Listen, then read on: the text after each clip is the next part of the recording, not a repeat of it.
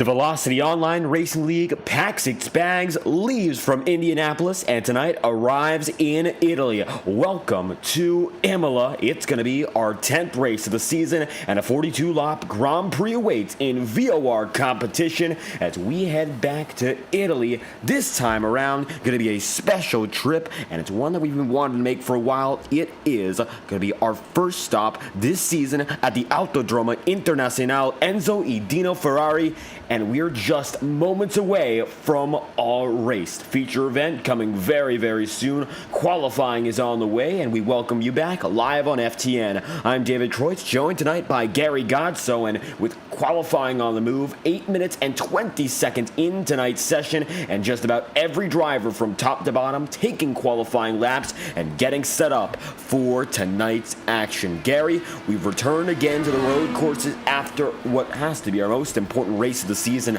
save for the finale in Indianapolis, and that race was a thriller to the very end, a photo finish, and now with the checkered flag at the Brickyard behind us, we're really getting into the full swing of our second half. And these road courses, strategy, very long and flowing. They usually come and go somewhat quicker than the ovals given the nature of road course racing, and it's going to be an opportunity to get back into the groove with twists and turns at a very tricky Grand Prix circuit. And right now qualifying, everyone hoping to set themselves up with nice qualifying laps. So with that being said, how are you feeling as we head back this time to Italy for another international trip?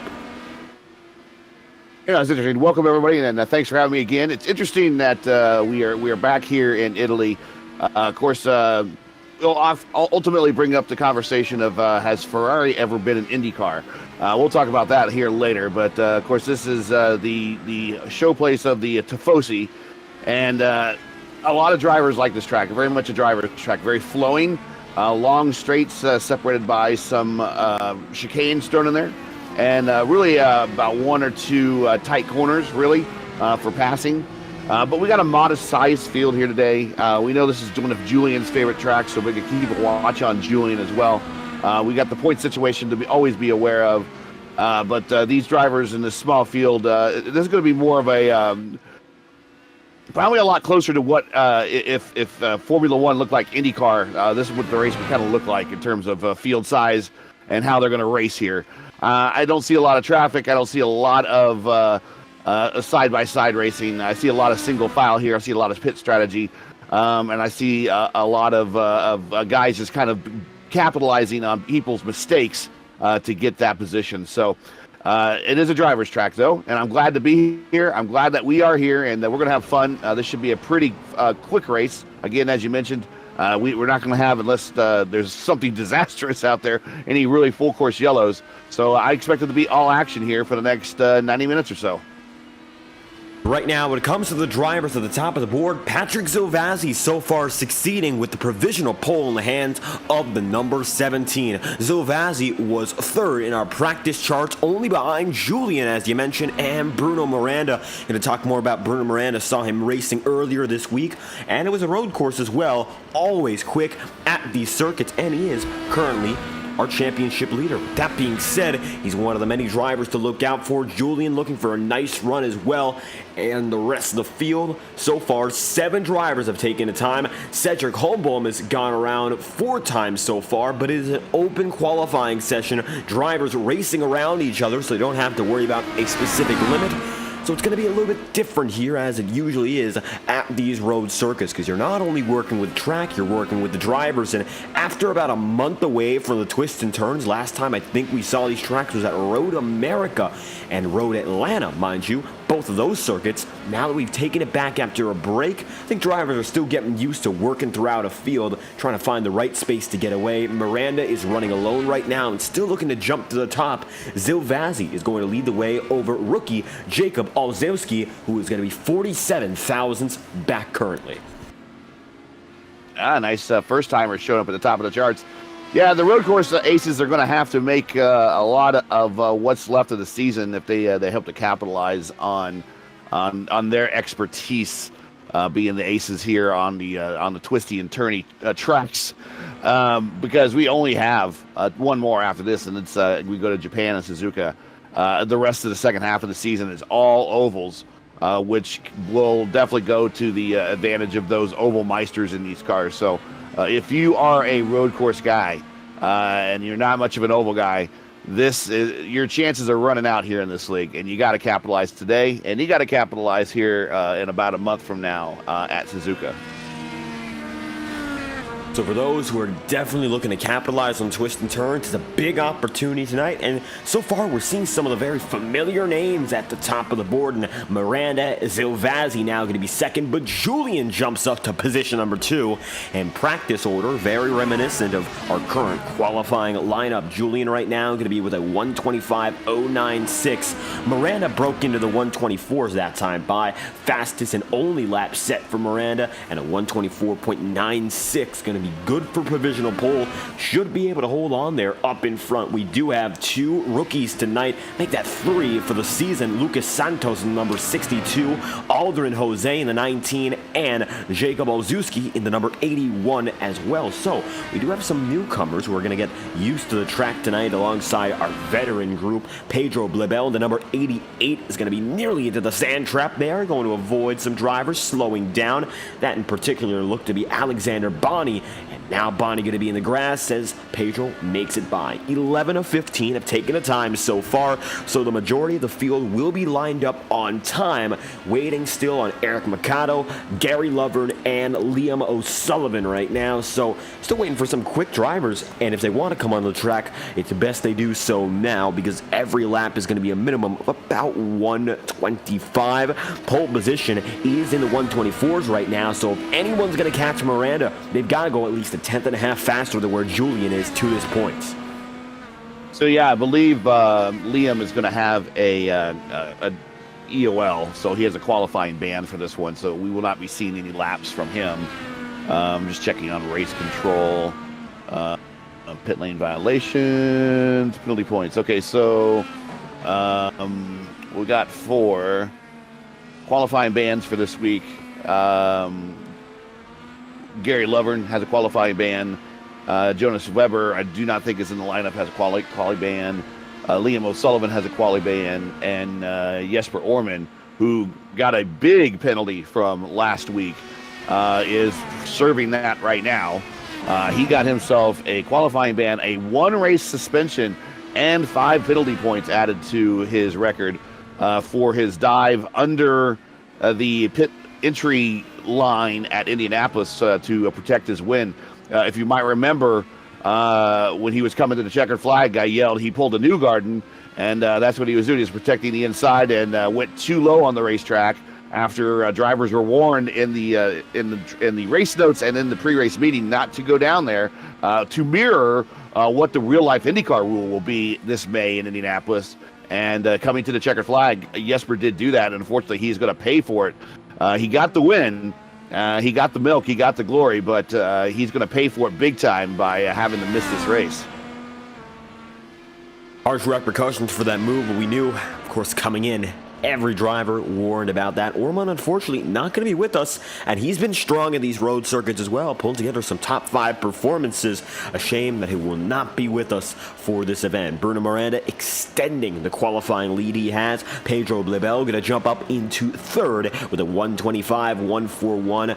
Julian is close to breaking into the 124s, but 0.3 of a second away from where Miranda sits on the timing chart. So it looks like for now, Bruno Miranda in very firm standing to come away with the pole position. 78 looking good. Dan Ench and Alexander Bonney also on track, but it looks like they are calling it a session, and qualifying has concluded from Imola. It is Bruno Miranda at the top of the board. Yeah, that's great for him. He has himself a 46-point lead over Julian in the points coming into this race. But we talked about how some of these road aces only have two really advantages to go, this race and Japan to go. But he is a multifaceted driver, does well on the ovals and well on the road courses, same with Julian. So the battle will continue for these two going after today, but only 46 points. So Julian would really, really, really like to make some ground up on Bruno this week. Because Bruno, we know, is strong just about every place he goes. And Julian right now going to be the only driver going for an extra lap, save for Alexander Bonney. Don't think there's much else for Julian here, but we'll figure out if this number 11 has a little bit left in the tank, as it will be Julian making it around one final time, putting 6 complete laps in so far with a minute remaining. Julian already on the front row, and if we ride on board, you'll see a little bit more about what it's like inside the cockpit. Coming down to the start-finish line this time through, looks like Julian going to end his qualifying run, and it's going to be a 1:25.064, quickest lap for Julian, still 0.3 of a second away. It's a gain, not enough to jump higher, and that will end qualifying with Julian going up a little bit further in the timing sheets, still second in the running order. So our qualifying lineup has been fully decided. And with that being said, Gary, now we know who's starting where from top to bottom. So let's get to know your starting grid in the Imola Grand Prix. Race number 10 of this season, and it's going to be Bruno Miranda at the top of the board. Pole position with a 124.796, and it'll be Julian Altena with the second spot, 125.064. Last lap run of the session, good for runner-up. Then it's going to be third, and Pedro Bebel and Patrick Zilvazzi in fourth. Jacob Olszewski is going to be fifth as the rookie driver at the top of the charts. For those who are brand new, Sebastian Kinder is then sixth. Cedric Holmbohm is seventh with a 125.898. Final driver in that category is Aldrin Jose is the rookie in eighth. Matthias Strauss in ninth, and new for the season, Lucas Santos in the number 62 rounds out the top 10. We got Alex Bonney as P11, Dan Inch in P12, and then with the qualifying ban, Liam O'Sullivan in 13th, but lines up according to iRating. Eric Mercado did not have a ban, I believe, but chose not to qualify. Gary Lovern did have a ban. He will line up 15th and last on the grid, but a pretty good spot where if a big accident were to happen when everyone's piling into the first big braking zone, which would be Tamburello, he's in a good position to see and hopefully have everything happen well in front of him. So that's the grid. And right now our grid is in formation. It's going to be a very short pace lap, going to be about halfway through the track, so I'm not going to see the entirety of that lap. I don't think we're going to have as much trouble with the fuel as a result. 42 laps on the day, expecting to see 2-lap strategy. Fuel window is about 14 laps, 15 if you can push it for fuel savings, so drivers do have about a third of the race each time by, and they'll have to look out for every lap, especially given the fact there are not expected to be any of those full course yellows, which sometimes we see in the oval circuits. Haven't seen him here on the road track. So Bruno Miranda going to get away here with Julian Altena, and we're going to look inside the cockpits right now to see who's saving and who is not. Looks like Bruno going to be in first gear, Julian in sixth, so a little bit of a change in attitude already. That could mean a difference here, given this is the longest lap of the race, even if it's not going to be at full speed throughout the full circuit. Yeah, I believe we're getting the we're going to get the partial lap. So they're coming here around Ravazza in that area, and then they're coming into Bassa here, which is this little dog leg right at the start finish or the pit entry. And here we go. Bruno's on it already. We're green flag. Miranda gets the jump. Back on the way, International Racing. It is the Imola Grand Prix, and already Bruno Miranda gets a wide jump over the rest of the field. Second going to be Julian, taking it wide through Bassa, as you mentioned here. Going to be our first of many curves. Overall, we have ourselves designated 18 turns as we came out of Ravazza to get this race going. Now it's going to be into the Tamburello, and Bruno is going to hold the inside line. Good to get out of the second corner, and it's a quick move up. Now Julian going to be fully behind, and Bruno Miranda has control. Julian spinning! Oh, Julian around, and I think he had contact with Savazzi. Oh, and Julian in pieces. I think he might have had contact with Blybell, actually, his own teammate. Oh, and the number 11 going to be destroyed on the first lap just out of Tamburello. We're taking a quick look back immediately here. This changes the entire race, and Bruno Miranda, Julian he was on his own. And he was all on his own when that happened. Once again, you're right. It looked like no contact as they came through Tamburello. Julian going to back out, not set up too nicely for the follow-up and getting away there. Then going into the Woodlands, and you can see locking it up getting loose and no contact with Pedro. Eventually, a few others going to come in and make that contact. Bonnie almost into O'Sullivan. And, of course, no full course yellow, but Julian's race going to be in shambles after that one. It's the first incident of the day, and now we find ourselves going with Miranda in first. Pedro Babel is now in second, and Jacob Ozuski is in third. Bruno jumps out to a 1 second lead at the end of the first lap and continues to pull away.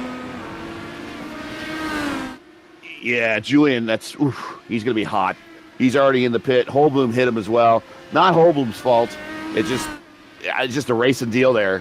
Cold tires, trying to race hard, and lit them up when you were coming around the corner. So there's a fuel map that you can help kind of alleviate that issue. But Julian's a real pro, and if you're drive these cars long enough, you tend not to use those fuel map aids, but what it would be either fuel map 6 or 7 that you can dial into that will really alleviate wheel spin on a hard acceleration out of a corner.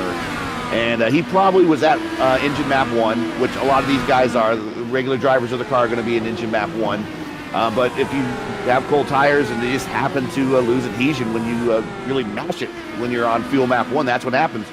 And went around. I feel bad for Julian because I knew he was excited coming into this race, and he was looking to make some ground up on Bruno. Bruno now is probably pretty excited that we're already in the opening stage of this race, not even a large percentage of the way through, and one of his key rivals, for the most part, is eliminated. We still have a long way to go. We'll see how Julian recovers. Maybe he gets some strategy, but he has a long way to go, and as I say, not a lot of time to get there. And now a battle's going to brew for the new drivers. Looking for second, it's going to be Pedro Blebel, and now Jacob Ozuski is hot on his heels. The rookie already up into third, looking for a podium on debut, and not a bad place to go through the Tamburello, as they're now going to be just about a car length behind, and Jacob going to get a run high, now going to try to slingshot right around the Villeneuve, and it's almost going to work. They're still side by side here, Gary, and already a fierce battle up ahead. Looks like Jacob eventually gets by and going to make a quick move in. Just like that, going to be Jacob Ozuski into second. Pedro Bebel is into third, and the rest of the field is still very, very tight here. You go back to Zilvazzi, Strauss, Santos, Kinder, Jose, and Liam O'Sullivan. All these drivers who are still relatively well connected, fighting each other. It's a little bit further spread, but they are still within tenths one another right now. So you're looking at Aldrin Jose in between Kinder and O'Sullivan. The gaps are tight in the early going, and we got to also keep an eye out for that push to pass, with the exception of the drivers between second to sixth. Everyone is on 10 push to passes besides Julian. Julian, 1 lap down, used one originally, and that might have caused the trouble with a little more power. Sliding in, and eventually to our first incident, Cedric Holmboom also going to retire. So 4 laps in, we've seen our action. We've seen now everyone settling in nicely. The battles up next might revolve around Lucas Santos, as it looks like Bruno Miranda on a bit of a slow lap as well. All the while, Santos is close, and Miranda is in big trouble now. The gap is 4/10 of a second.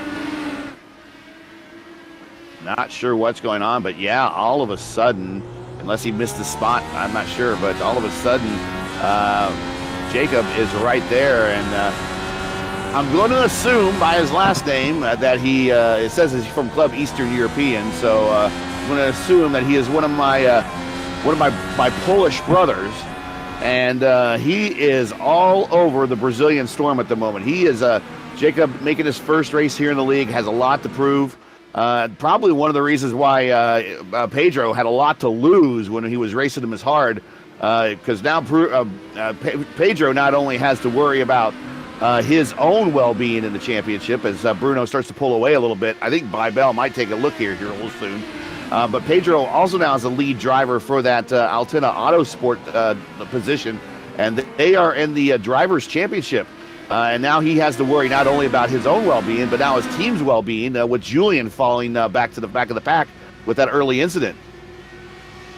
And right now, Jacob making up that time. It's going to be a 6/10 of a second gap. Matthew Brewer, thank you for stopping by. Looks like right now the 81 about as close as he's been in that modern racing Prince IR-18. So everyone up in the front of the field is going to be in the alternate compound, with the exception of Pedro Blibel. Pedro runs in third right now in the primary compound, and the only other exception you're going to find in the top 10 is Sebastian Kinder. Compound swap is mandatory today, so keep that in mind. Every driver is going to have to swap to the primaries or alternates, whichever they did not start on, as the race goes on. We're about a third of the way into our first pit run, and this stint is going to go up to about lap 15. As you can see now, Lucas Santos putting the pressure down on Matthias Strauss, up to very high there, up into the grass nearly for Santos. He keeps it together, and Strauss only 0.3 of a second of wiggle room if he were to make a mistake. Santos racing Strauss hard. Take a look to the inside. Strauss did a little bit of a fade on him to kind of block. Those guys are racing really hard. Good racing all the way around. With a field this size, kind of worry about everyone getting strung out, and then really the battles will be few and far between. But right now we got a lot of battles. Still a little early though, 5 laps into this thing. But this battle back here for 5th, 6th, 7th, 8th, they're all right together. You can throw a blanket over them. Coming now into the front straightaway, their final corner, they make it through right out of Rivazza. It's going to be Lucas Santos looking low, and maybe an opportunity through Tamarello. Yep, Santos got it. That's the move into 5th, and a quick move in for the 62. Another Rocket rookie, Lucas Santos in the 62. First race this season, and he's now inside the top 5. Matthias Strauss moves back into 6th. It's Kinder and Aldrin Jose still very close to one another. This bundle right behind Strauss and Santos have been as tight as ever, and Liam O'Sullivan now looking low on the High Rock vodka machine. Yeah. Quick move for Sullivan into 8th.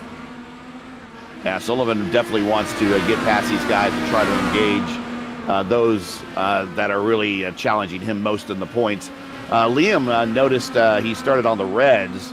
I figured a lot of those guys that would be doing that had the quali band starting from the back will be on the prime tires, but he is chosen to go with the reds. Lucas, good to see him in the league. He's been in the community for a while.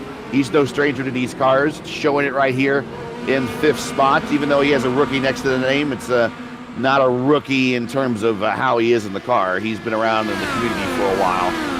But Bruno looks like whatever mistake he made a little bit earlier to get Jacob really close to him has recovered and has now pulled out to about a second lead over Jacob, and another second or so back to Pedro. Miranda recovering pretty well, as you mentioned there. We were wondering perhaps a little bit of damage to the tires the way he was sliding around. He lost 4 seconds in 1 lap, which would cost him the lead again. He hasn't built as much a lead, but the foundation is still there to keep on gaining. So for Miranda, maybe taking it just a bit easier, but he's by no means going slow. That time by looked to be his quickest with a 1:26.671. So Bruno Miranda still picking it up more and more. Not by any means going to give in here. However, he does not have the quickest lap in the session so far. That goes to Jacob, as now Aldrin Jose side by side with Sebastian Kinder. It looks like Kinder makes the move, and it's going to be the number 19 now on the back foot, trying to chase him down once again. Quick move there for Kinder as they go side by side. Now coming to the final sector of the circuit again. We'll see whether or not Jose can make that spot back up. But another position dropped now from 8th on the grid to 9th overall. Liam O'Sullivan, he's made 5 spots up today, the biggest of anyone so far. Maybe looking for a 6th. Yep, he'll get it. That's Lucas Santos around.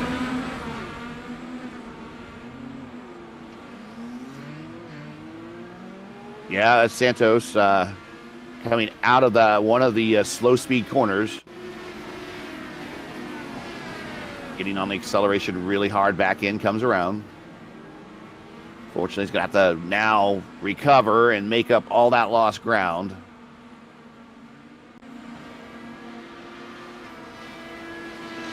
Luckily, not too much damage. Lucas going to get back on the way. 6 seconds behind, however, where he was before.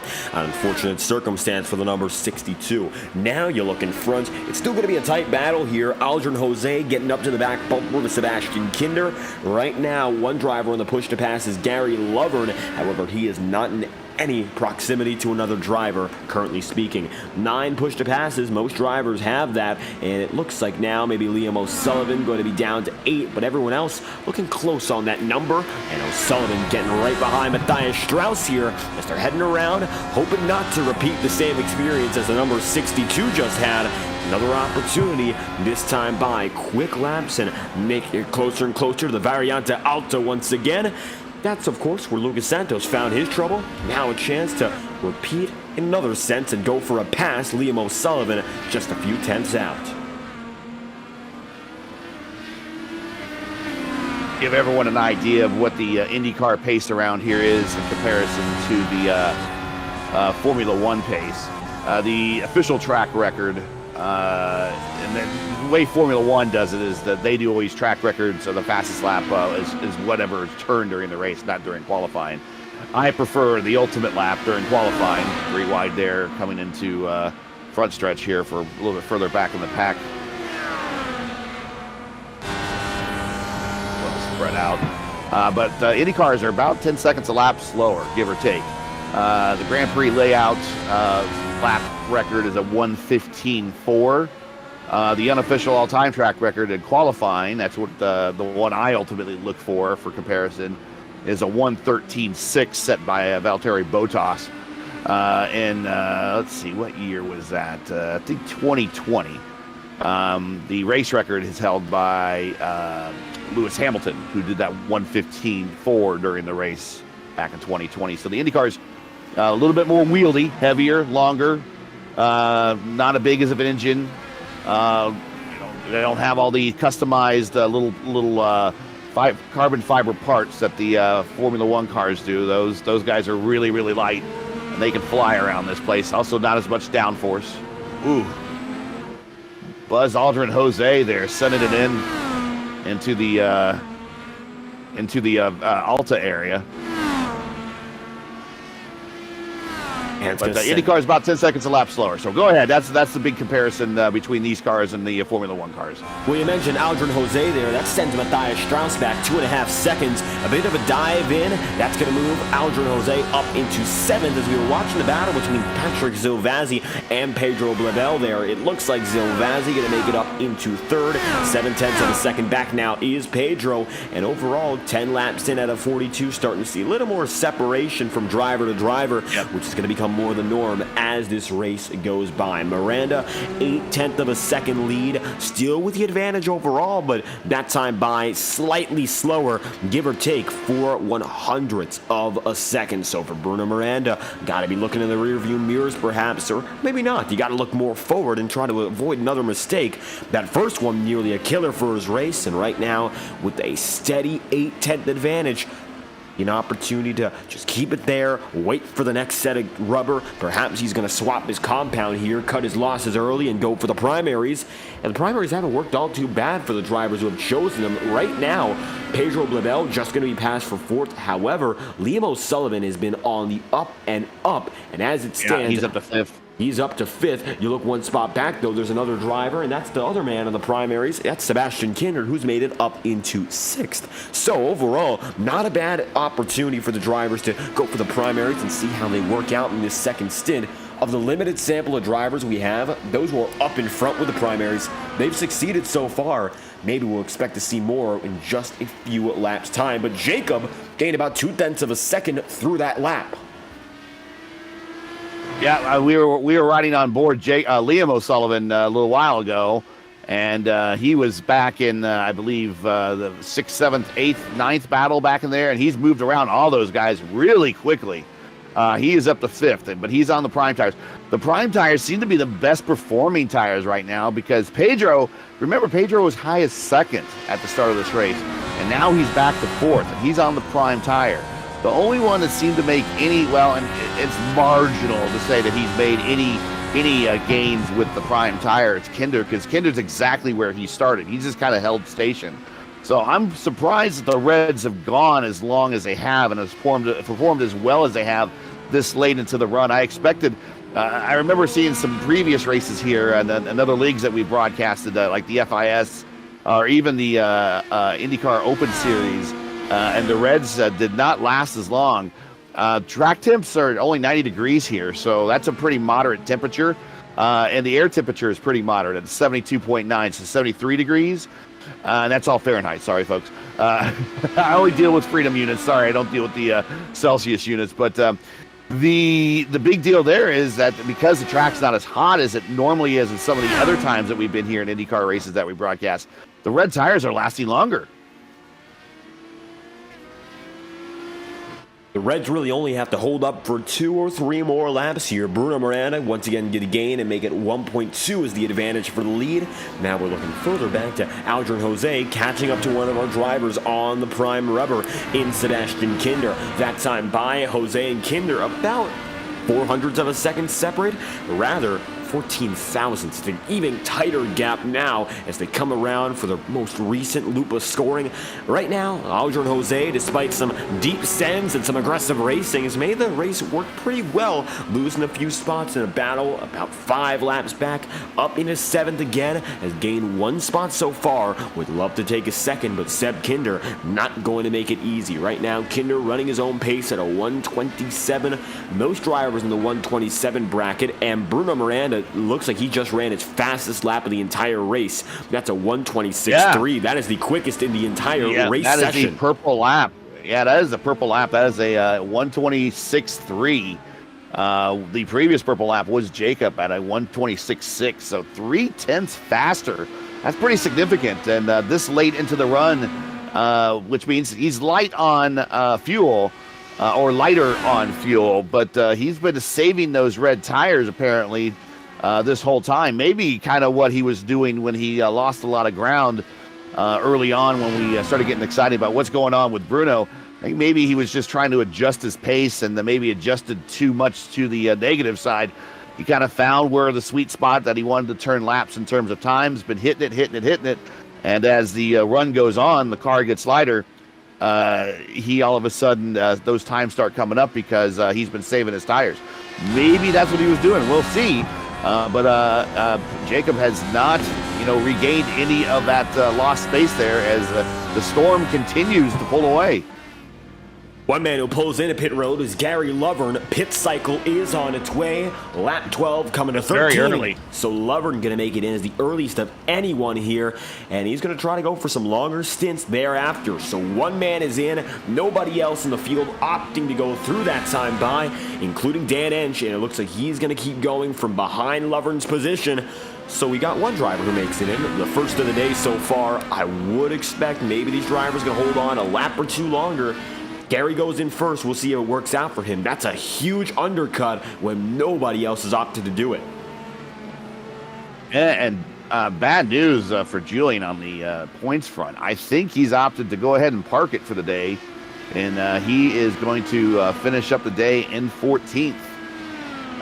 So a big point day for Bruno. So another reason for Bruno that if Jacob gets in a position where he can start racing Bruno, there's a lot more on the line for Bruno to lose now than for Jacob, being that this is Jacob's first race. He doesn't have any skin in the game in the championship, so to speak.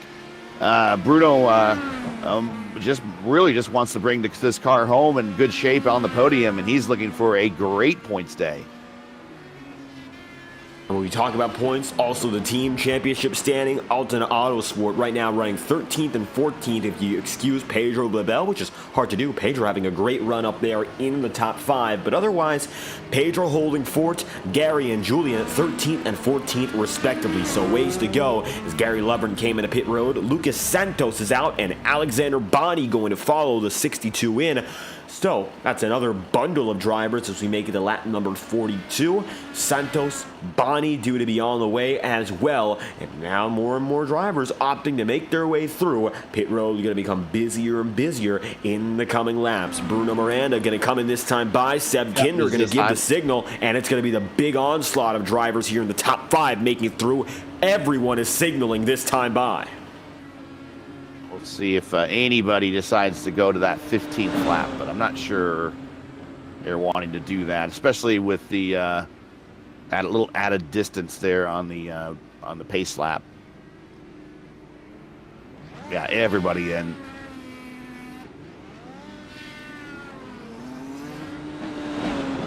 Bruno Miranda out and ahead first. He's going to get the clear advantage off of pit road as we watch our pit exit camera. Miranda out and on the way. Then it's going to be from there immediately after Jacob Olszewski and Patrick Zilvazzi due to come out next, but a comment regarding pit rules, so we'll see whether or not Zilvazzi gets a penalty from that one. Pedro Blabel going to be on the way. Now Liam O'Sullivan, and after O'Sullivan comes Seb Kinder, Aldrin Jose. Eric Mercado stays out for a 15th lap. He's still on the way, and it looks like he's the one and only who chooses to go for such an opportunity. Mercado jumps up to 6th as a result, but it's going to be a temporary gain here as he does something substantially different.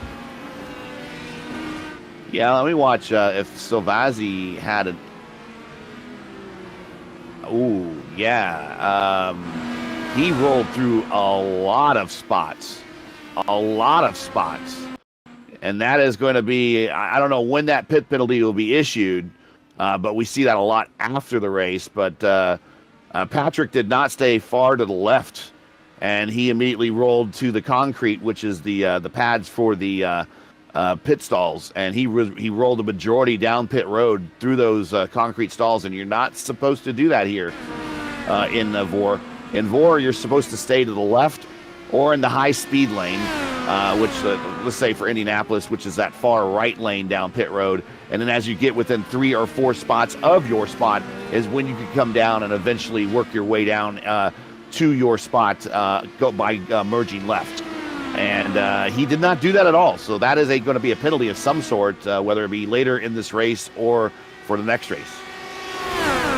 Zilvazzi right now running third. It might just be penalty points if we keep an eye on the number 88. Pedro with a quick pass Pedro on Zilvazzi. Gets around him. Yeah, it's a good pass. And just as they get things going for lap 16 into the Tamarello, the 88 makes the move, gets inside the podium, and waiting to get back up there for a while. Pedro Blabel with a risky pass, but it all works out to move up to third. Now it's going to be Eric Mercado down to pit road on a 16-lap run, and it's going to be the move down and in. The final driver to pit road is Aldrin Jose, still chasing the number 97. Mercado pretty good for economy run, getting the 16 laps. We figured 15 to be the farthest most would go, and Mercado saving from the get-go goes 16. That's good for him because that's then that gets him into the 32 neighborhood, and then he pits probably for a set of red tires there at the end, and he'll only have 10 laps with a light tank and red tires. It's going to be Olszewski who's in the grass and going to fade back to fourth. So our previous podium contender in his first ever race, he's going to fade back big. Here's a look once again, and he gets mired in the grass. So we're going to take another look from a different angle. Let's go on board right now with the number 81. Yeah, so he hits that inside curb a little hard, upsets the car. So these cars, you can pop the curbs. But you can't really pop them super hard here with these cars. They don't like to leave the ground, so to speak. And he left the ground a little bit, upset the car. And then as he comes into the next corner, he turns the wheel. The back end just was never really settled from popping that first corner, and he just comes right on around. And that's a costly little mistake for him because it lost 2 spots. And he lost them to 2 really good drivers. So then he's going to have to fight now to get back up where he was. In the meantime, that's great news for Bruno, who's now 12 seconds ahead of everybody. Lucas Santos down to pit road. It appears the 62 is going to come in once again. So an unscheduled pit stop as Lucas Santos opts to go through. Looks like it's actually going to be a penalty there as he passes right by, drops him down into 11th, right behind Alexander Bonney. Gary Lovern, Dan Ench on pit road, tentatively speaking. Jacob going to fall back into third. Yeah, Lovern had a rear wing just before his stop. Well, actually, right now, if you put the camera on him, as a matter of fact, Lovern's rear wing is floating around. So he had some sort of contact. He's going to have to hit pit road and get that repaired. That car will be not very fun to handle without the rear wing. And there come the leaders, or at least second and third place right around them. Watching Lovern, and we're seeing how the rear wing is flopping around. That's going to be pit road again, and that's another incident for Altona Autosport, their second big incident of which, and it's going to be damage that should be reparable. We'll see whether or not Gary gets back on the track, however. Bruno Moran has an 11-second lead, so no worries of holding where he is. Right now, Lucas Santos is chasing down Alexander Bonney as they make it on lap 17 now. It's going to be Santos 0.6 of a second behind. Lost those positions previously due to that pass-through penalty. Now coming back after the fact, Alexander Bonney within arm's reach should be able to make a fight for it here if he can keep up with Bonney's pace. In the 128s, Bonney is, and that time by for Lucas Santos wasn't a validated lap. However, he looks to be running a few tenths faster, and at the line we'll get full confirmation. It was a 138 that time by. I think he's about the same pace, just of course pit road exit going to slow down that lap substantially.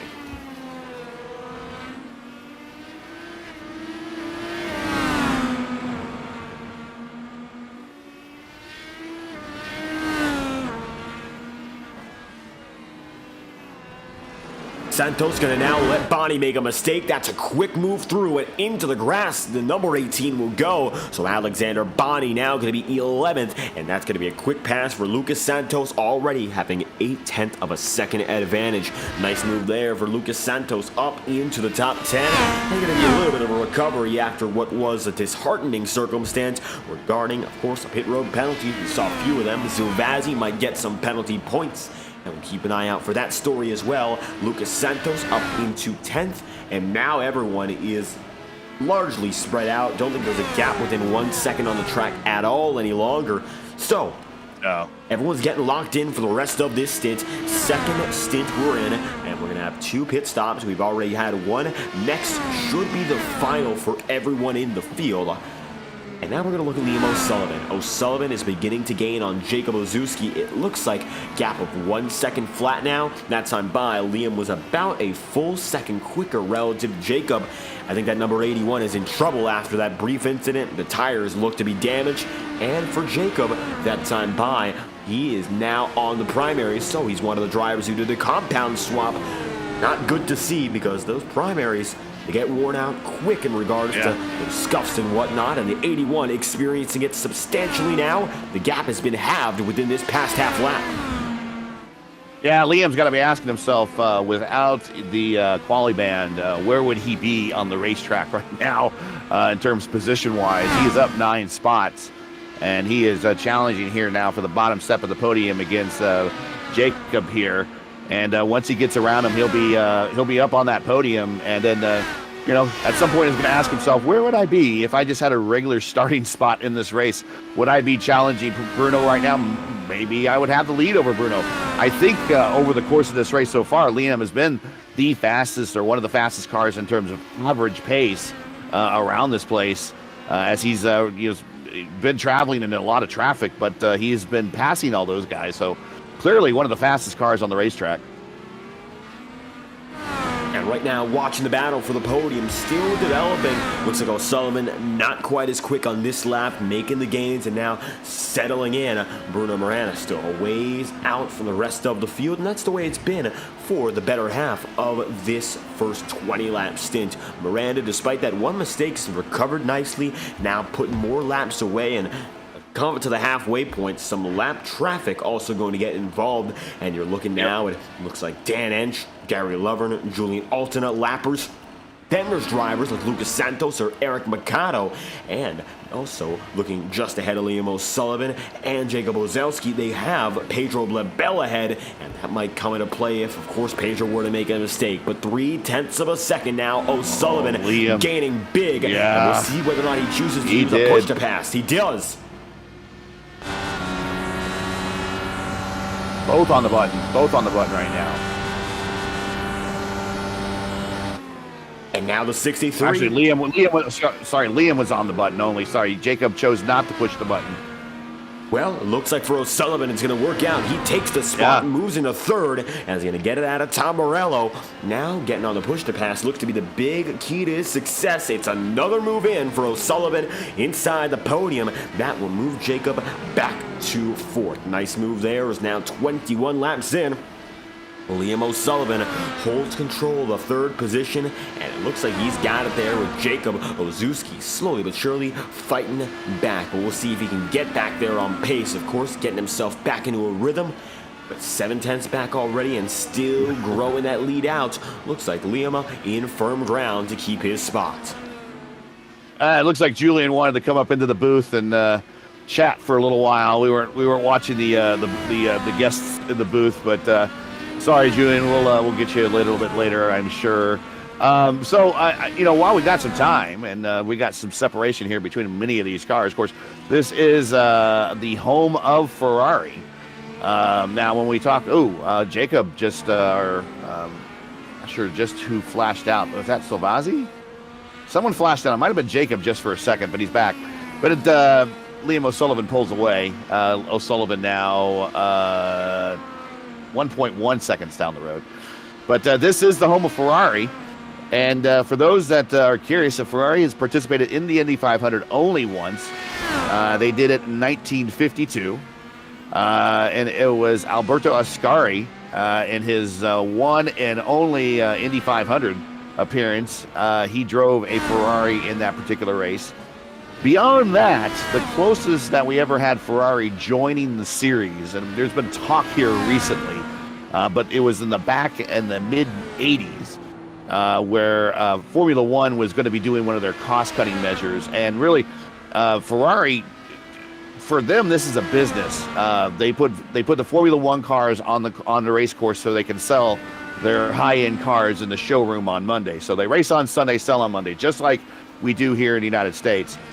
But he doesn't really want to cut any of his staff because then they'd be taking trade secrets and whatnot to another car maker out there. So what he wanted to do is keep all of his people employed. And the best way to keep people employed is just to invest in another racing series. So back in 85, 86, 84, 85, 86, they started looking very seriously in IndyCar to the point that they actually fabricated a car and they put an engine in it. And they actually did one installation lap with that car, and that was it. They only made one lap with the engine and the chassis. It is now, I believe the car is in a museum. It might actually be in the possession of the Indianapolis Motor Speedway, as a matter of fact, for their Hall of Fame museum. If not, it's probably definitely within the Ferrari museum for sure. But Michele Alboreto drove that one lap for the car. And they were going to be the works team for eventually Bobby Rahal's team in '86. Of course, Rahal won the 500 that year in a March chassis, but the next year he was going to be in the Ferrari chassis. And then Formula One decided that they would not initiate all of those cost-saving cuts, and that was then the red light for the IndyCar program at the time, and then the green light for Ferrari to continue their build and all their employees to focus in on Formula One. In recent times, as early as late as 2022 and 2023, there was rumors that Ferrari would be thinking about bringing an engine to IndyCar. But Ferrari, for whatever reason, doesn't just want to do really an engine. They want to be involved from the chassis all the way to the engine. That way they can kind of keep some of their secrets in-house. In a spec series, a lot of those secrets were kind of exposed a little bit, so to speak. And they were talking about making an appearance back in IndyCar. And I don't think they were as serious as they were back in the 80s as they in this latest attempt. Most of it had to do with the way that they didn't like really the cost-saving cuts that they were doing on the current cars and making the current cars look weird in a certain way. But they decided to keep the focus on Formula One and kind of use IndyCar as a bit of a threat. Because nothing really serious came of that. But that is your history of Ferrari in IndyCar. A lot of flirting, but never really taking it all the way, so to speak. Watching a few of these drivers as you were discussing that, and overall, Imola, best known, of course, for its Grand Prix racing. We mentioned a few of the lap records overall, such as the race lap and the ultimate lap record. And when it comes to Formula One, the flirting with IndyCar goes in multiple directions. You can go back historically, as you mentioned, March in particular with Rahal. You look at Ferrari's story overall, but one thing that came to mind, and we've discussed it earlier in the campaign, is the multiple engines that we see in open wheel racing here in the States, and how at one point in time, of course, it was Lotus that was providing for a little bit, just a few years, actually I think it was only 2012, some supplies when it came to engines there. Regards to Imola, just reminding us, of course, of Grand Prix racing. Now, the Imola GP, something we do see, and I believe it's coming up on the schedule even still, May 19th this year, and I'm thinking fans around the world hoping we perhaps see a little more parity when it comes to F1 racing. That's still, of course, been in discussion for quite a while, but that's just going to be the way the story goes year after year. It's, of course, perhaps something we're not going to see for quite a while. With that being said, here in Imola, we're seeing the racing, and well, first, when we look at it, Max Verstappen, the winningest driver of that Grand Prix since 2020, been held 3 times over. He's got 2 of those victories, and last time around of this circuit, it was in 2022. Italy, of course, a strong racing history when you look all throughout, not only in terms of Grand Prix racing, but in other disciplines as well. And Ferrari is a manufacturer, but Imola getting a little bit more of a chance in the limelight as of recent, and hopefully going to give us a good race. Of course, been around now for 81 years. First holding racing in 1983, or rather, now it's going to be 71 years. 50s, not quite in the 8-decade realm just yet. And previously, if we look before the Emilia-Romagna Grand Prix, 1980 was, of course, the Italian Grand Prix, which looks to have had 1 stop at this circuit previously, otherwise seeing Monza for the majority of its existence. So maybe running as the sort of backup in regards to its historical significance in Grand Prix racing, but still very, very well regarded circuit. And so far, 26 laps in, I'll tell you this much, we're starting to see some battles come together once again. Jacob Ozuski and Liam O'Sullivan are starting to gain on Pedro Babel, and we give ourselves a few laps to discuss the history here, but it looks like now some racing going to be coming at you a little bit closer, and Jacob is making time on O'Sullivan. It looks like Liam a little more aggressive with the Reds previously, but the primary coming in, lasting longer. Now going to be the advantage in the favor of the number 81. Yeah, good to see this group getting together here. Get to see a little racing.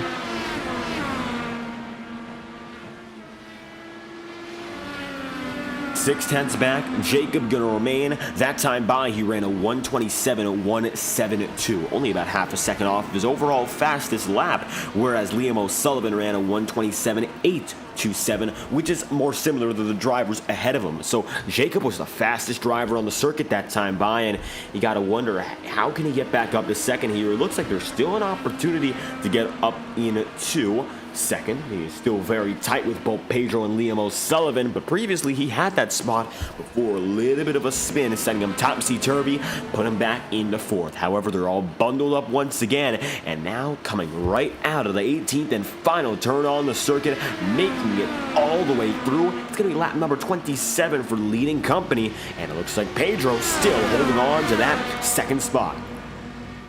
Well, if you noticed, and I've been watching my ticker, Pedro to up to Miranda at one point was 12 seconds. That's now 10.5. So Pedro has cut into Bruno's lead a little bit. I don't think Bruno has to drive as hard as he does where he is. He does have a bit of a cushion that he can. But Pedro doesn't have that luxury and is continuing to push here because he has 2 cars very hungrily tracking him down. And they want that second step just as bad as he wants it. So I suspect that these guys will gain a little bit closer to Miranda as they continue to race each other and run hard. And Miranda just kind of biding his time, and as they get within a certain zone, whatever zone Miranda has mentally marked in his head there, he might just start racing a little bit harder and increase his pace and pull away again. But right now, this battle for second has resulted as a little bit closer for the battle for first. Instead of 12 seconds, it's now inside of 10 seconds. Two drivers just made it down to pit road. Lucas Santos and Alexander Boni are both running in on a 12-lap stint, so they're going to come through respectively. And now it's going to be 0.3 of a second apiece for these three drivers. Liam O'Sullivan making gains. He's definitely on the button here, looking at the way he flies up to the outside. Here comes Sullivan on the outside. Wow, and he made little work of it, really. So now we're going to see Liam's ultimate speed. Now he has no other cars in front of him other than the leader, and this is his chance to really show his ultimate speed now, as he's gotten around every other traffic that he's encountered. So the next guy's the leader. So we'll see how badly this traffic has been holding him up. But like I said, he's been the fastest race car. Jacob going to spin again, the 81 around for the second time. Going to be a weak half spin, and he's now going to fade back into fifth. All of that work. And then the clutches. Yeah, and then the clutches of, that's Santos. He's a lap down, but he definitely lost the position to Silvassi. Yeah, and like you said, all of that work gone in just a heartbeat. Oh, and for Jacob, it's got to be the worst possible circumstance, losing so much of that ground, just tenths of a second away from maybe making a pass. Looks like the same spin as what Julian had to start the race. However, nobody else going to catch a piece of that number 81, so Jacob gets on the way again. He's been very quick today, but it looks like another issue and no other contact going to initiate it, so he's falling off the train. And now Pedro Blabel going to come in with Liam O'Sullivan. They'll come in on a 13-lap run. Bruno Miranda opts to stay out. He's out. The rest of the field is going in. I mean, there's going to be some very well-worn alternate tires from Pedro, so he needs to make sure, hit all his marks, try to push as hard as he can on this lap. Pit road going to be coming out of Tosa now. Occupied by just about everyone, and you're going to look at everyone making their way through. Now it's Liam O'Sullivan getting the exit off, so O'Sullivan will be the leading driver out of pit road on this run. Then Pedro just behind, Patrick Silvazzi and Jacob Ozuski going to be coming together. Matthias Strauss in the mix. Bruno Miranda now with a 40-second lead. And it might be cut short, of course, given the fact that being on pit road is about 35, 36 seconds. Then the entry and exit, which you have to account for. So let's see what Miranda can do here. Now he's going to be the driver who stays long. He's a bit of the anomaly while everyone else decides to go early. It's now in the hands of Bruno Miranda. We'll see what he's capable of in these coming laps. Zuzki, is back to 6 now as a result of just a slow pit stop and also making mistakes on the track. Strauss got around him and has put some distance there. Silvazzi has put some additional distance there. Pit road times, O'Sullivan 9.1 seconds in the box. Pedro 8.9, Silvazzi 8.8, Strauss 9.6, and then Jacob at 9.4. So he had one of the longer stops there, and that cost him a little bit. I'm wondering, I don't know Jacob's familiarity with the car. I don't know how much practice he's done with the car, but I do know those that practice and run this car on a regular basis know where to make up that time on pit road, and also just kind of avoid those little incidents of lighting up the rear tires on corner exits on slow speed corners. And I'm wondering if maybe that it's just the lack of experience in the car might have caused that. I'd be curious to see if he gets some more seat time in these cars, how good he's going to be, because I think he has a lot of promise. One final driver to make it through, Matthias Strauss on a 15-lap run. He just barely makes it to the end of his 15th lap. And just like that, pit cycle is all but entirely completed. Pedro Blabel coming back up on Liam O'Sullivan, and now both drivers are on the reds.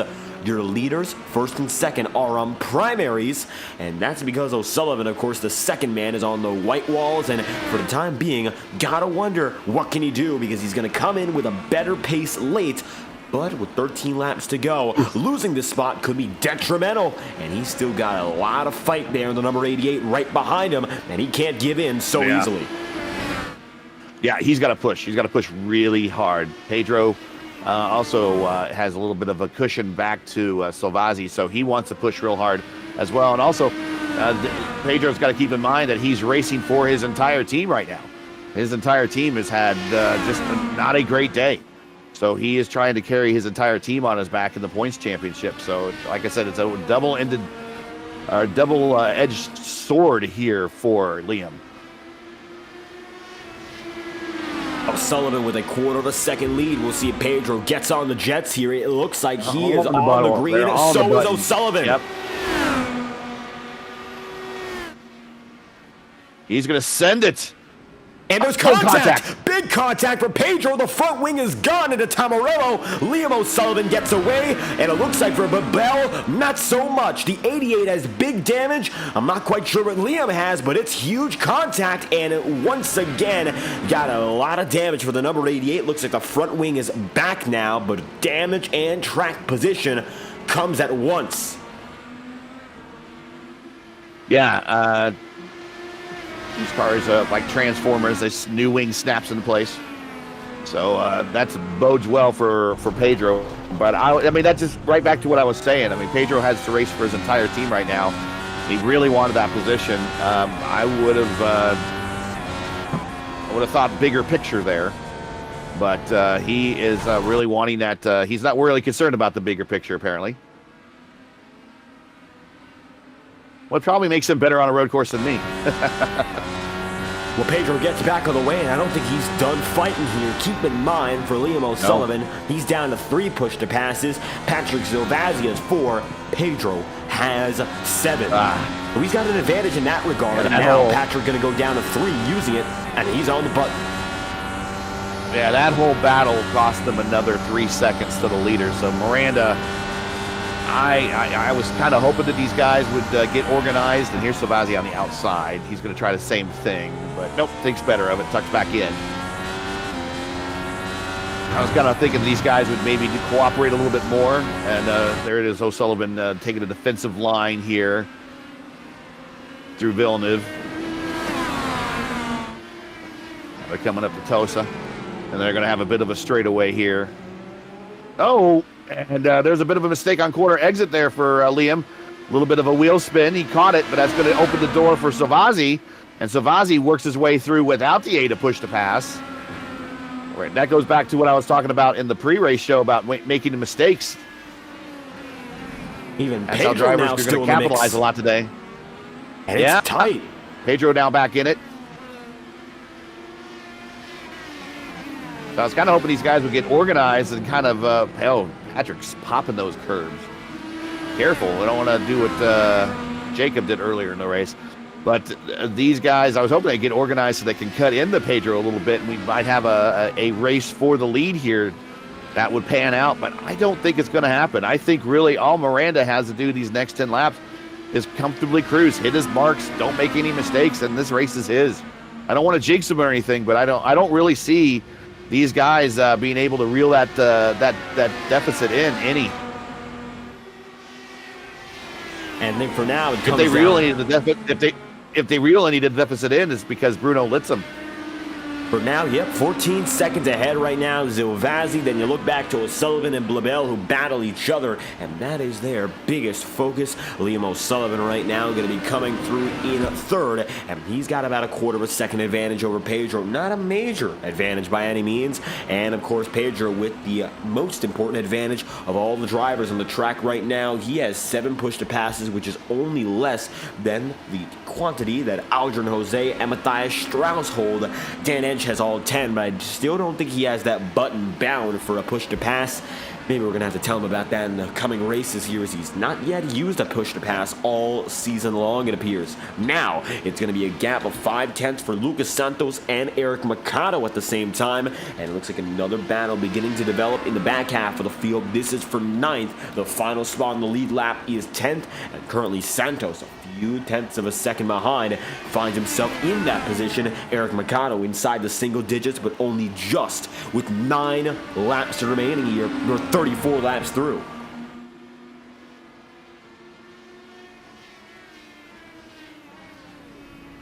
Oh, Santos off in Villeneuve. And big trouble for the number 62 while the leaders go side by side. Pedro gonna dump deep, and he goes right into Tamarello with an inch to spare, and he still goes wide.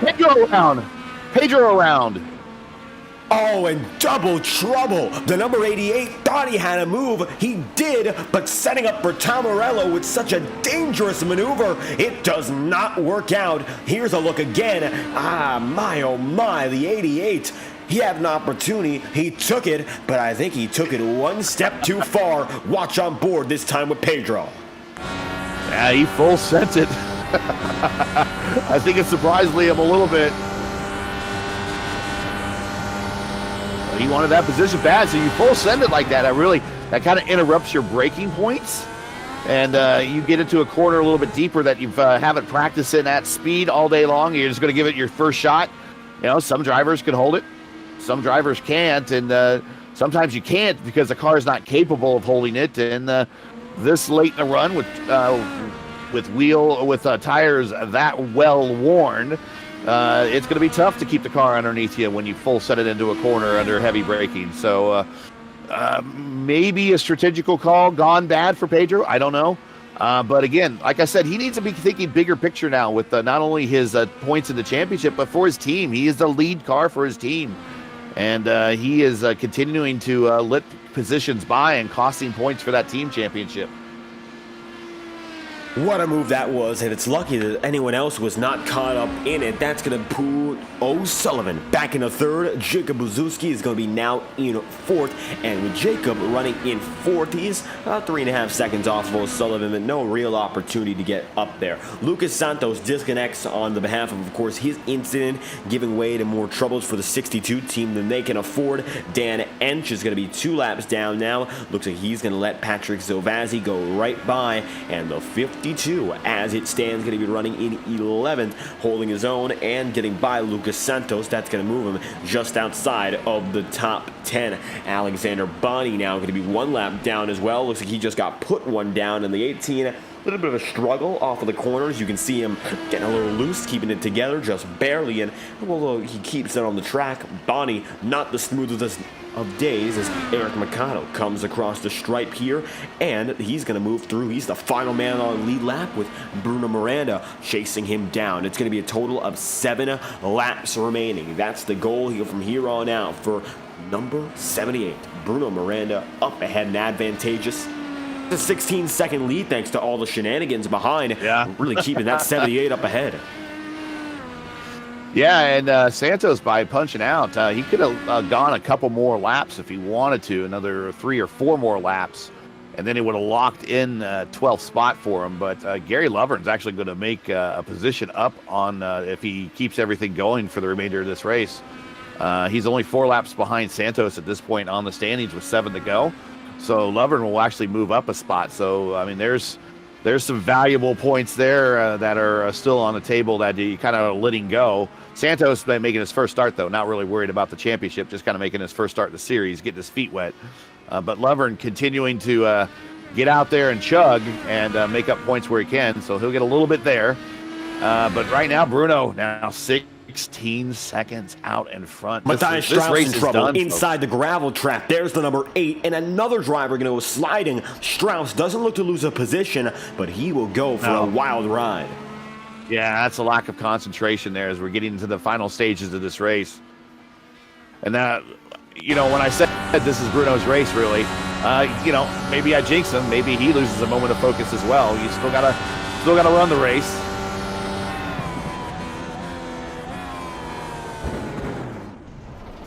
That's why we race on asphalt and not on cardboard, because on paper, really, Bruno has this race won.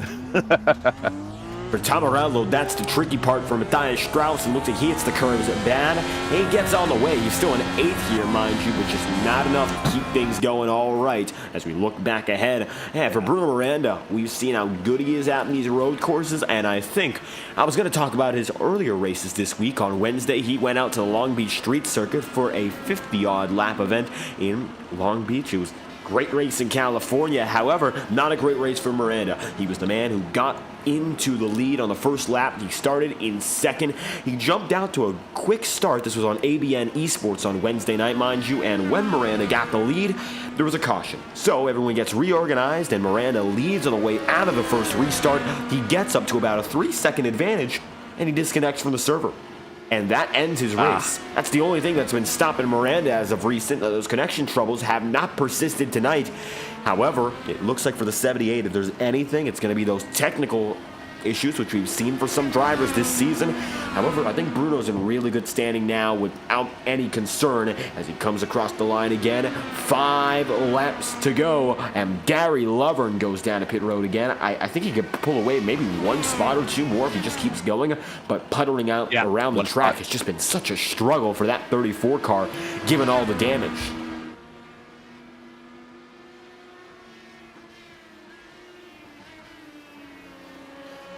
And we're going to a track next week for a doubleheader, Gateway. And that is a type of track that Bruno does very well at. Of course, you know that the last doubleheader we had was at Phoenix, and he won one of the 2 doubleheader races.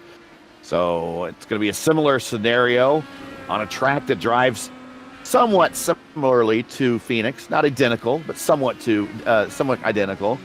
So I suspect Bruno next week will probably be looking once again to capitalize on a track that kind of caters to his strengths.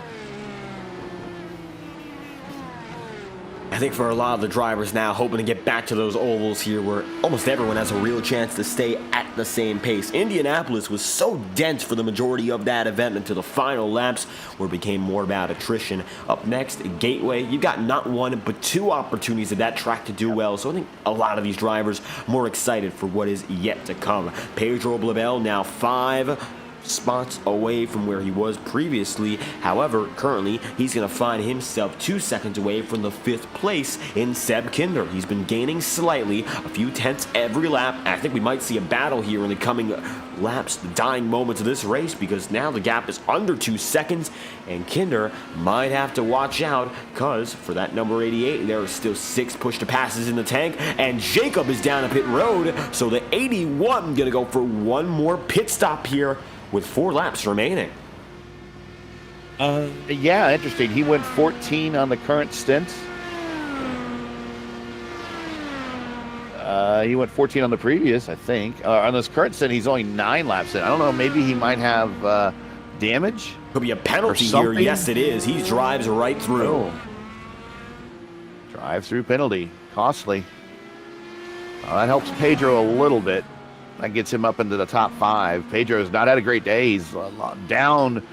Really, he's down 3 spots from where he started. He's only down 2 right now. Oh, there he goes. He's losing a little bit more time to Seb there on, where is he? On the exit at Tosa. Got a little squirrely there. Those tires, those red tires are spent. Just keep the car under. You get the car to the finish now. Seb Kinder's had a great race. He's up 2 spots to 4th. Very quietly, a good race for him. Liam O'Sullivan's got to keep asking himself, what if? He is up 10 spots to 3rd.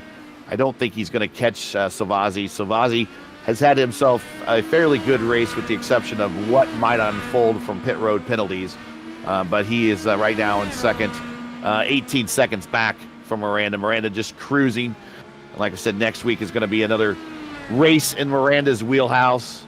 And then we get to those super speedways. After that, we go to Texas, where anything can really happen there. I suspect that we'll probably see the return of Jesper Orman for that race. He does very well at Texas.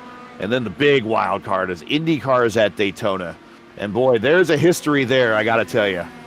Wait till we get there, though, first.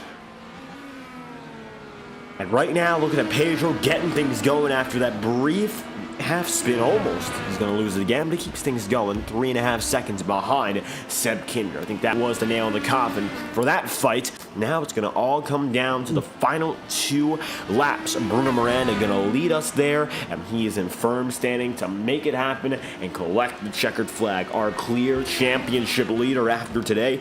Julian, not the best of runs with that first lap incident, and it looks like ever since then, Bruno has been smooth sailing. Led every lap so far, and he is set to complete the job. 2 laps to go this time by Gary. We have made it down to the popsicle sticks in Imola.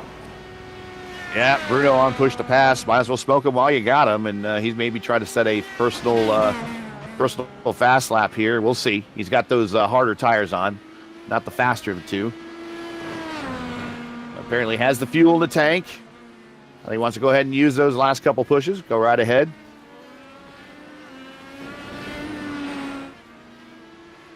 and beginning to use them up all now with an 18-second lead.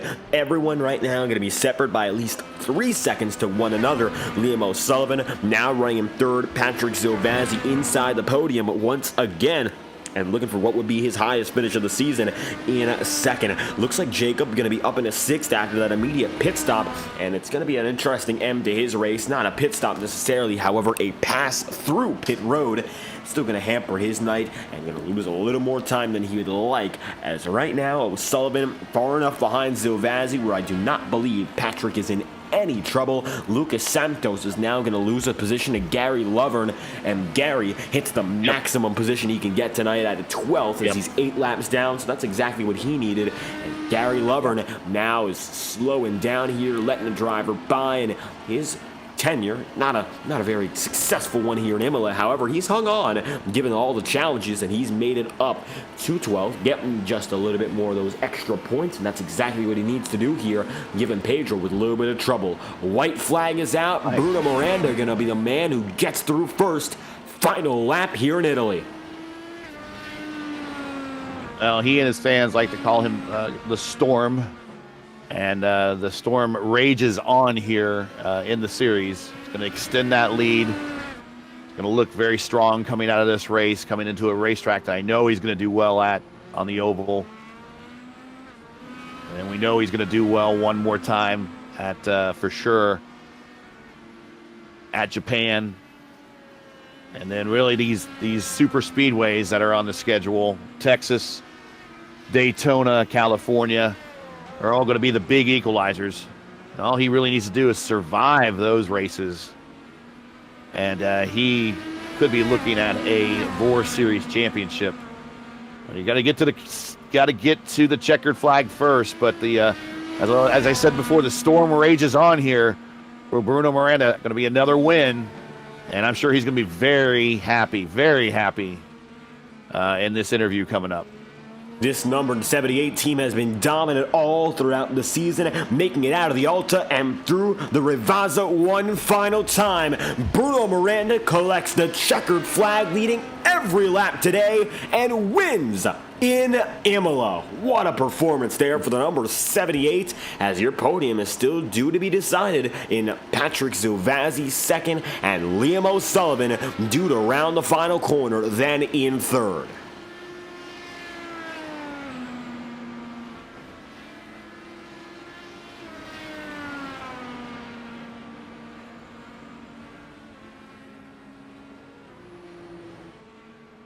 Checkered flag is out.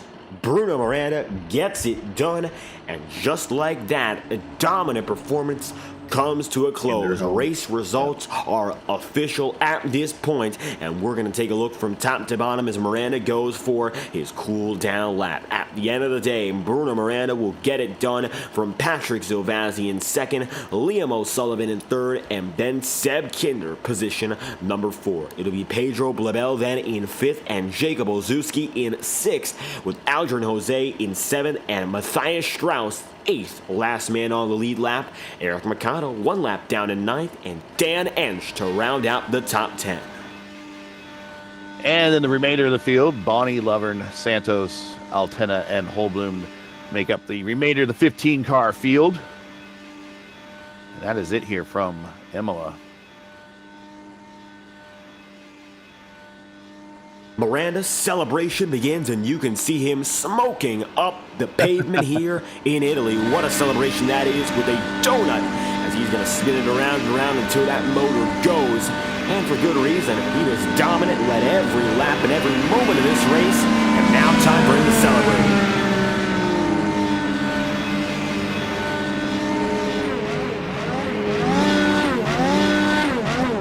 Yeah, a lot of people, when we watch him do some donuts there, a lot of people don't realize that the tradition of doing donuts post-win has really started in IndyCar.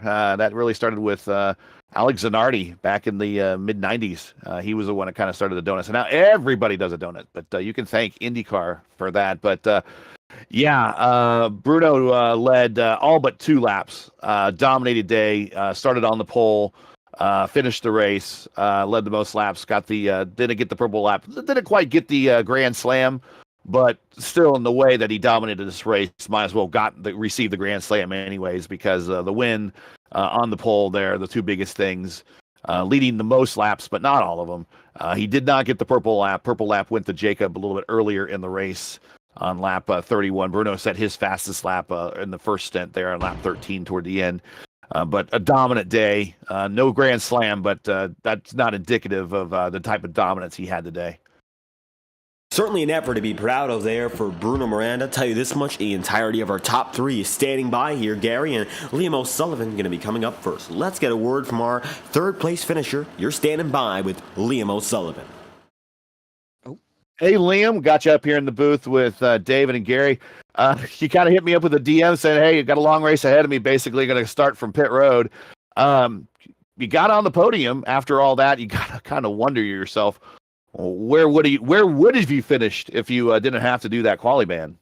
I think second. I think Bruno's so fast on these like road courses, it's ridiculous. I've got a lot of work to do, which is why the Logitech G29 is going into retirement, and hope Fanatec will after 5 years of good service of the Logitech.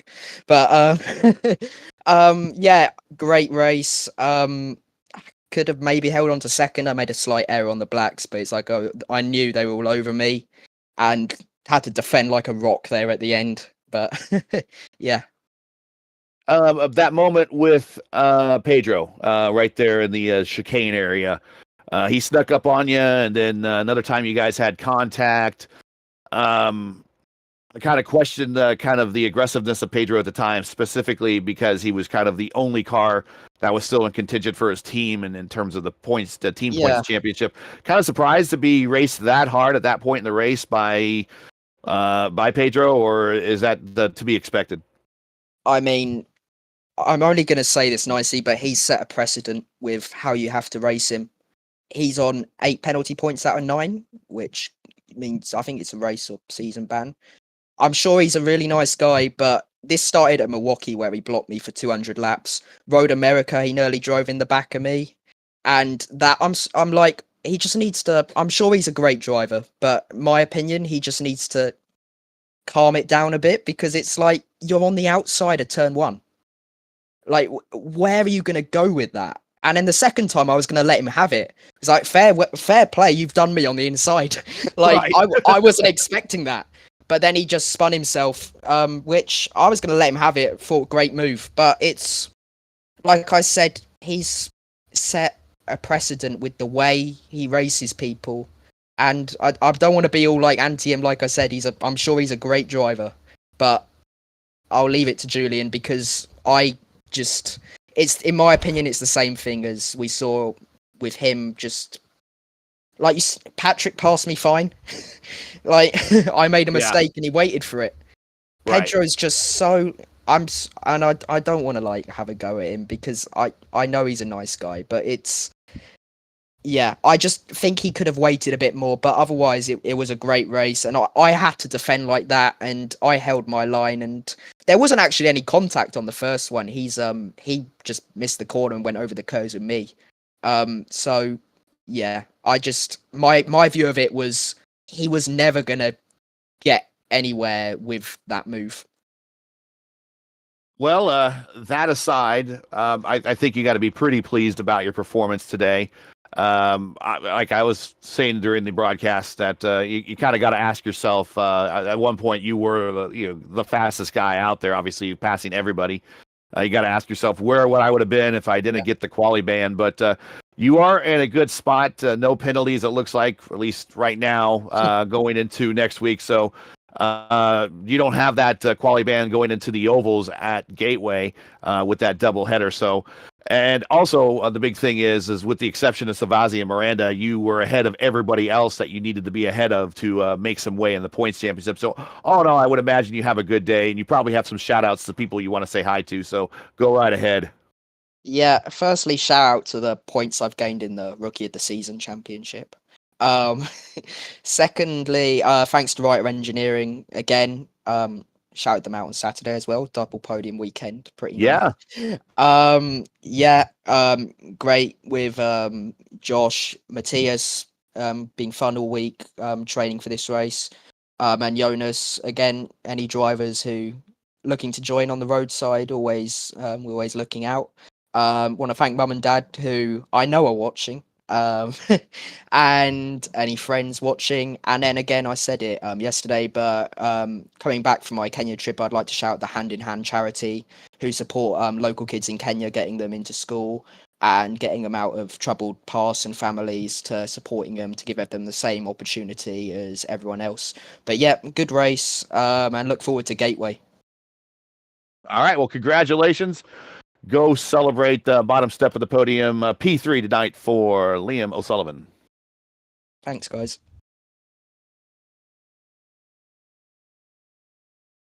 With Liam O'Sullivan on the move, the number 63 machine finishing just 5 seconds behind Patrick Zilvazzi. Best finish of the season here for the number 17. Gary, let's get our second place finisher right in the broadcast booth. Hey, Patrick, and you're up here with Dave and Gary. Congratulations, man. Your best finish of the season. Really just kept it clean and green for the most part, and capitalized on other people's mistakes and worked your way up to... you had a good starting spot to begin with, but you made up 2 other spots and got up onto that second step. Tell us about your race. Yeah, thank you so much. So quali was okay. Actually, my first run was good enough to do the same lap as I did in practice. So yeah, I'm totally fine with quali. Race was actually pretty rough because I had to avoid Julian in Tosa. So I lost a couple of spots.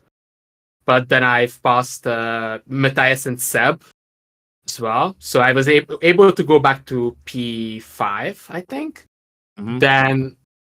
Then I was catching. Yeah, I was with Pedro, actually, for the whole length of first stint because of the different tire strategy. Then on the second stint, it went vice versa. So I was on the blacks, he was on the reds. And then I saw Jakub was really, really off pace on the blacks. So I knew that I can capitalize on it. By the way, I had a spin when I think it was Dan who came out of the pits. And I was really offline into turns 1 and 2. And then I had a half spin out in the curb out of 2. So that put me in a really bad situation. But actually, I knew that the last stint was really, really good for me because I knew Liam will be on the blacks. Mm-hmm. And I was able to catch up. Then I saw Jakub spawn, and then Liam and Pedro had their battles, and then it actually really made it back for the end of the stint. So yeah, I saw Pedro had damage, and then pit lane came. Liam on the blacks, Pedro was on the reds. That's when they had their contact, I think, in the last stint. And yeah, as Liam mentioned before, he had a mistake at the exit of Tosa, and I was able to capitalize on it. And then after that, I was just fuel saving. I wasn't at the beginning of the stint. I wasn't sure about if I'm gonna make it on fuel, but yeah, I actually made it on fuel. So yeah. It would have been good if this would have been a bit easier. Like I don't spin and I would have a bigger gap to the guys behind, but it's okay. I got P2. Second podium of the season. Now I need a podium in ovals. Yeah, so nice little book in there for podiums to get one on the ovals. Man, that is a detailed debrief, man. You must have a great memory. I'm trying. How do you keep note of all this stuff when you're driving? I mean, you got to focus on the racetrack because sometimes in these cars, especially when the tires go off, you're not racing the people around you. You're racing the racetrack. So how do you keep that level of focus, knowing that the strategies of everyone around you, as well as keeping yourself out of the kitty litter, so to speak? I don't know. I knew. So I made sort of notes in my brain about what people will do. Like I knew that, for example, Pedro started on the blacks in the first stint. So I knew that, okay, he will have a disadvantage in the first stint, then he will switch to the reds for the rest of the race, then yeah, okay. Then actually Seb did the same, so he wasn't actually sure about if it would have been worth to start for him on the blacks, but actually it worked sort of good for him. So, but actually he was really struggling with the fuel saving, by the way. So yeah, but actually I think I sort of paid attention more to the off tracks because yeah, it's pain in this track. So Right. and especially the how the car behaving on the curbs, especially at the outer chicanes. So Oh yes. These cars do not like to pop those curbs. Well, a great finish for you. Got that other podium here for the season for you. I'm sure that's very happy that it yeah, has made you. So, any shout outs anyone want to say hi to? Friends, family, sponsors, loved ones, go right ahead. yeah. Usual. Thank you so much for Team Watson Racing. Thank you, Seb. Yeah. So yeah, I'm hoping for the best, and then we will see. Hopefully I can be a strong contender for like top 10 in points for the end of the season. So yeah, Gateway next. I don't like Gateway, to be honest. So I don't yeah. like Gateway either, and I've won 2 races there. So I maybe haven't you won. have the same luck.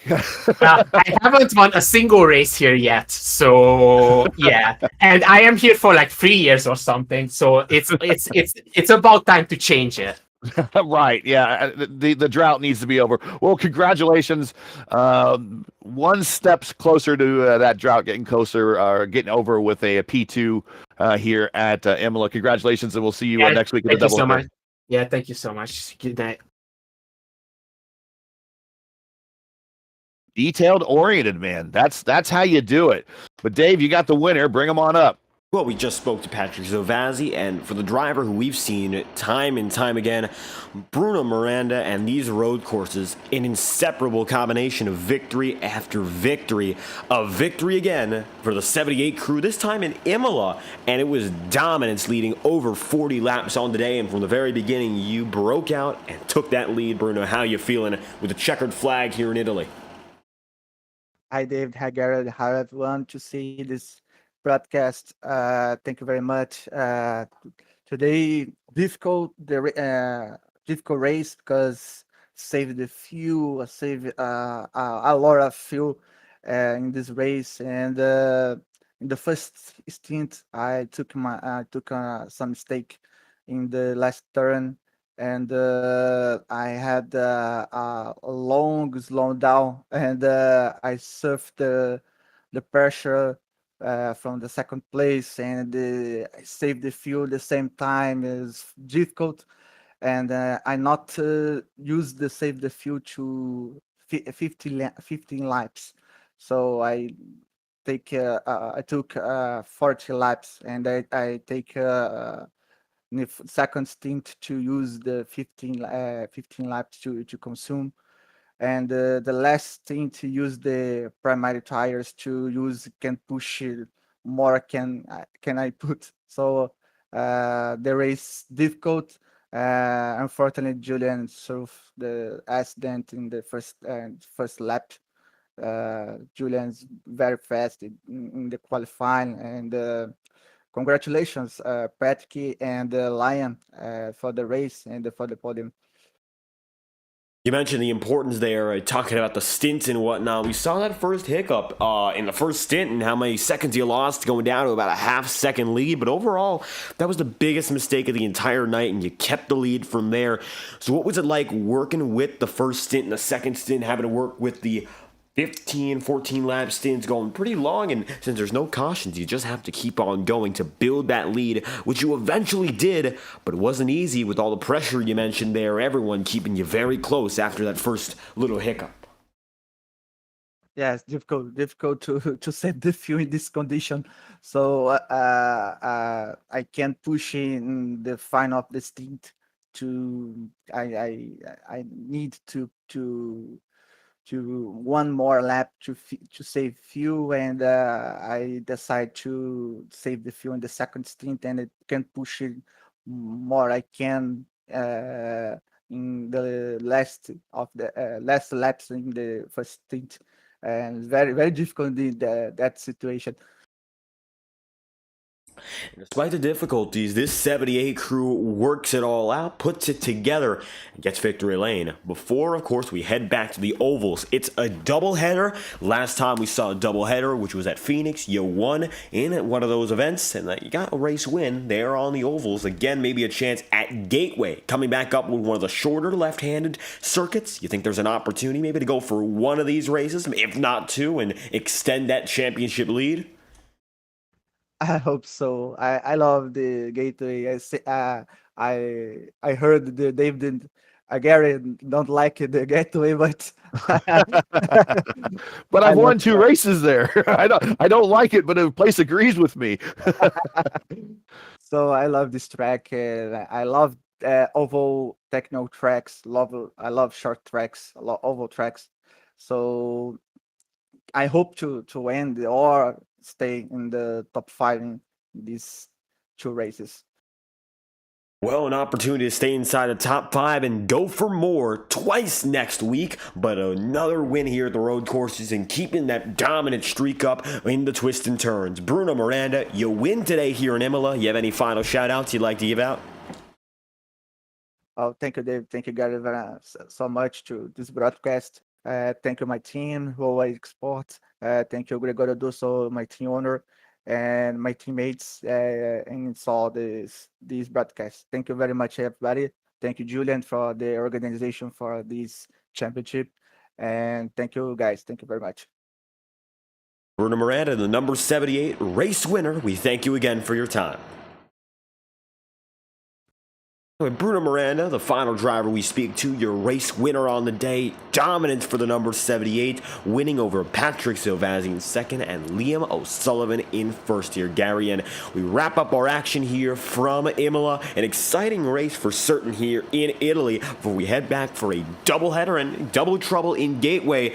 And you mentioned not too big a fan of the circuit, but we got 2 races maybe to switch your opinion around and give us some good racing. Hopefully we get some of that good action we've seen to the ovals previously this season. Of course, doubleheader, always more exciting when it's that different format. Yeah, so we're going to get, like we did at the Phoenix, we'll get 1 race in the earlier portion of the evening where it's more daylight, the track is hotter. Then there'll be a race then. Second race will be in the evening where the lights will be on and the track will be a little bit cooler. If you remember, when we did that in Phoenix, the first race, we saw a whole host of people go to the front that we didn't see again in the second race because the track conditions changed. So it gives people that are really good with a hot, slippery track a race to do well in, and then the people that like a cooler, tighter track, they'll do better in the evening race. And we saw basically different podiums in each race. So we'll probably see that here again at Gateway. But it's good to be here again, and it's good that this championship really it's still, there's still a lot left to be played, and it's still, we got some things that we could still see happen. I think the big 2 wild card races on the schedule are certainly Daytona, but probably Texas as well, as we can see if they turn into pack races, especially at Texas, big wrecks happening, and championship implications, if you will, might occur in some of those races. So a lot still left to play for here in the VOR series. Everyone stay tuned, and just because that Bruno did have a dominant race doesn't mean that this rest of the series and season is going to be dominant for him. But man, he sure put a stomping on people today, and that's putting a big statement out there to the rest of the field for the remainder of the second half of this series. Another great run for Bruno Miranda, and he's been so successful here at these road circuits, doing it once again, this time in Imola. We thank you all for watching tonight's presentation of the Imola Grand Prix. This is race 10 of the VOR IR-18 series, and we will be back next week for races 11 and 12. Going to be an exciting conclusion this second half, getting going with some high-speed ovals and some wild card racing, and we hope you join us for the rest of the journey. I'm David Kreutz, tonight joined alongside Gary Godso. If you enjoyed our presentation, make sure to leave a like on the stream and subscribe to the channel. Your support is always greatly appreciated. We'll be back next Monday on FTN with the Integrity Ignite series at Texas Motor Speedway. You hope you stay tuned and find out what goes on in the Lone Star State for 120 laps. Thank you for watching tonight's action here from the virtual Imola, and we hope you have a fantastic night.